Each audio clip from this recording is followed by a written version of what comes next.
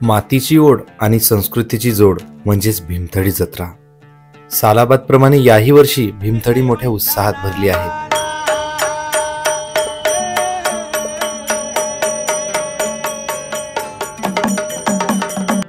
छत्रपती शिवाजीनगरच्या कृषी विद्यालयाच्या ग्राउंडवर ही लय मोठी यात्रा भरते आणि यावर्षी सुद्धा ही यात्रा 5 दिवसाची असणार आहे.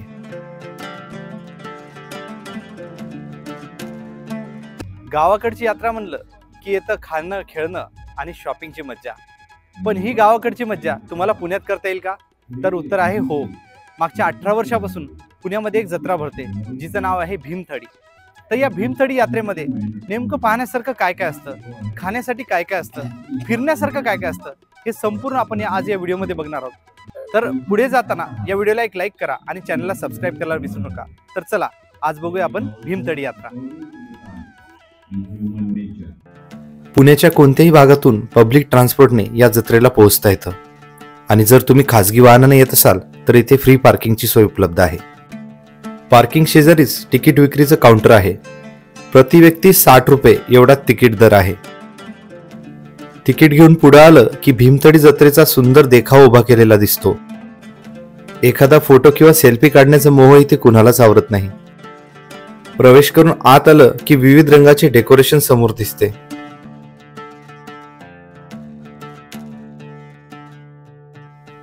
आपण एखाद्या समृद्ध मळ्यात आहोत असंच वाटायला लागतं. प्रत्येक गावाला असतो तसा वडाचा मोठा पार येथे बांधण्यात आला आहे. सोबत फुलांनी सजवलेलं तुळशी वृंदावन सुद्धा आहे.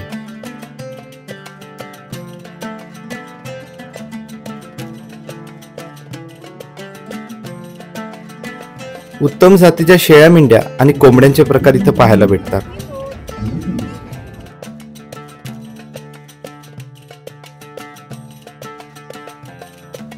हे प्रसन्न करणारं दृश्य पाहून आपण निघतो पहिल्या दालनाकडे, म्हणजे सिलेक्ट दालन.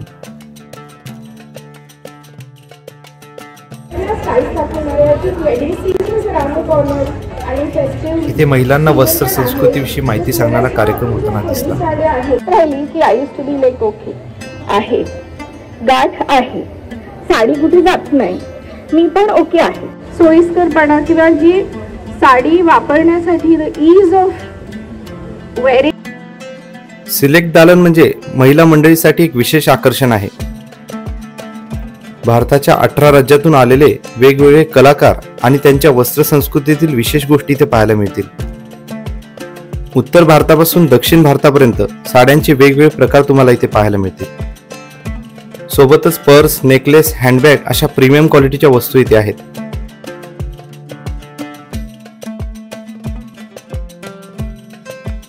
आणि विशेष आकर्षण म्हणजे राजस्थानची कलात्मक पद्धतीने बनवलेली विविध रंगाची चप्पल.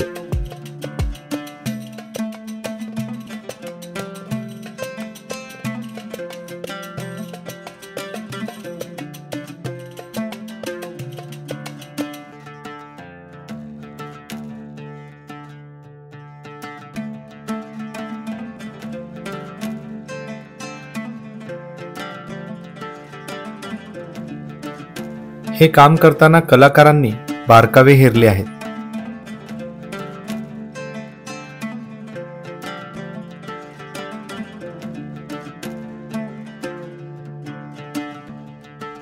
सिलेक्ट दालन प्रशस्त, मोठं आणि फिरण्यासारखं आहे.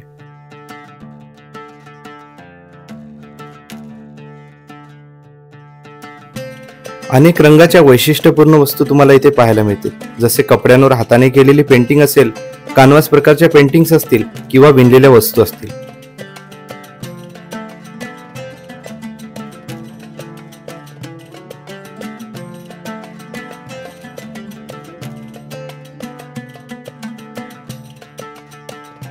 भीमथडीचं आकर्षण म्हणजे डौलदार असलेला नंदी बैल.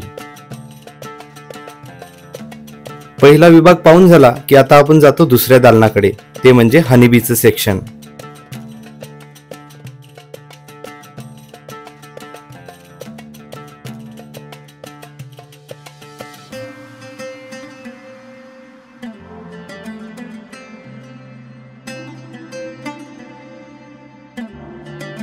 या विभागामध्ये मधमाशीचा भला मोठा देखावा दिसतो.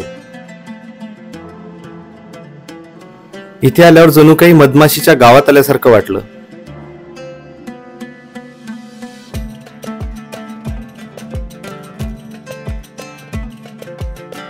काही छोट्या चिमुकल्या मुलींनी मधमाशांचं नृत्य सादर केलं.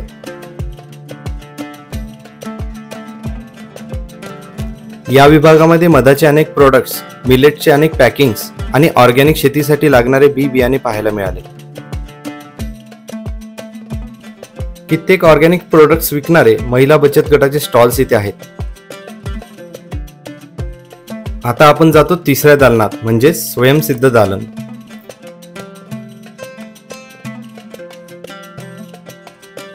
या विभागात तर कलाकारांनी घडवलेल्या कलाकुसरीच्या वस्तू पाहायला मिळाल्या.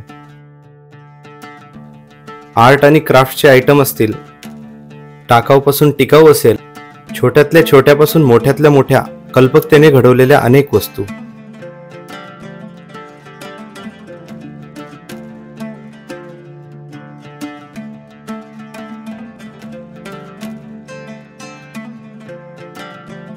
हाताने विणलेले अनेक कपडे असतील आणि कपड्यांवर केलेलं बारीक काम असेल, असे अनेक स्टॉल्स इथे होते.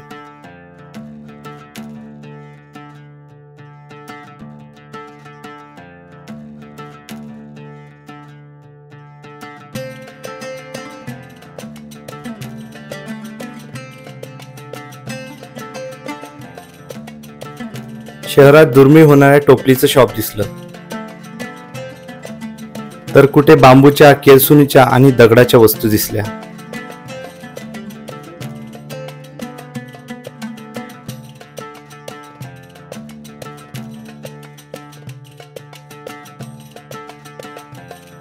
या स्टॉलवर तर शेणापासून बनवलेल्या गणपतीच्या मूर्त्या दिसल्या.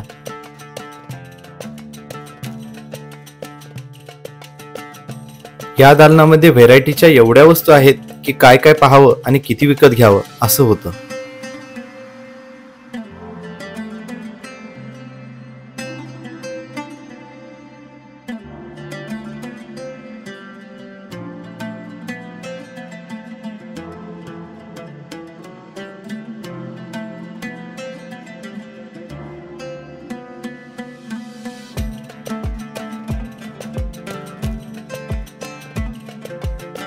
एवढं फिरून झालं की सपाटून भूक लागते आणि आता वेळ होते काही खाण्याची.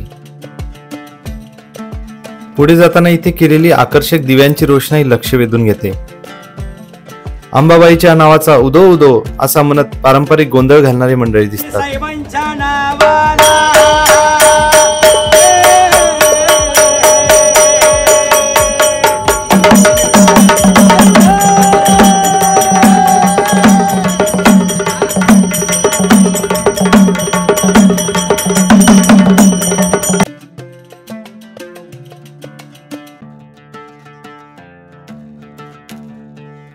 पुढे जाताना लक्ष वेधून घेत होते हे कुंभारकाम शिकवणारे दादा.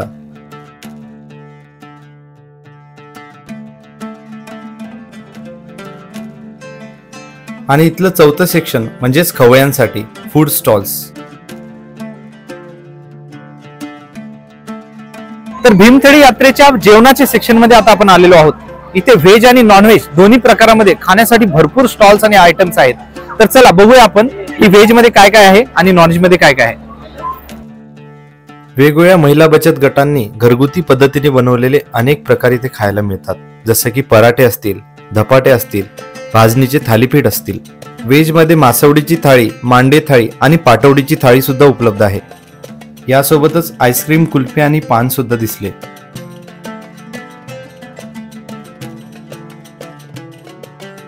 खस्ता, मसाला पापड, ढोकला, ठेपला असे आयटम सुद्धा उपलब्ध आहेत. भीमथडी यात्रेमध्ये आल्यावर खाण्यासाठी काय म्हणून व्हेज नॉनव्हेजचे अनेक प्रकार आहेत. परंतु त्यातल्या त्यात तुमचं लक्ष वेधून घेतो खानदेशातील आपल्या खापरावरच्या मांड्याचा प्रकार. खरंच हा खापरावरचा मांड्याचा खाण्याचा प्रकार अतिशय रुचकर आहे आणि खाण्यासारखा आहे. तर नक्की ट्राय करा.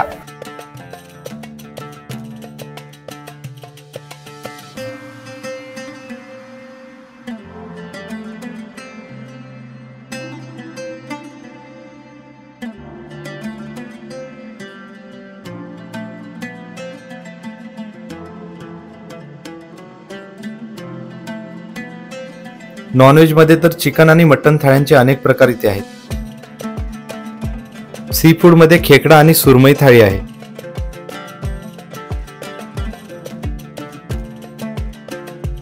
तसेच बिर्याणीचे अनेक प्रकार आहेत.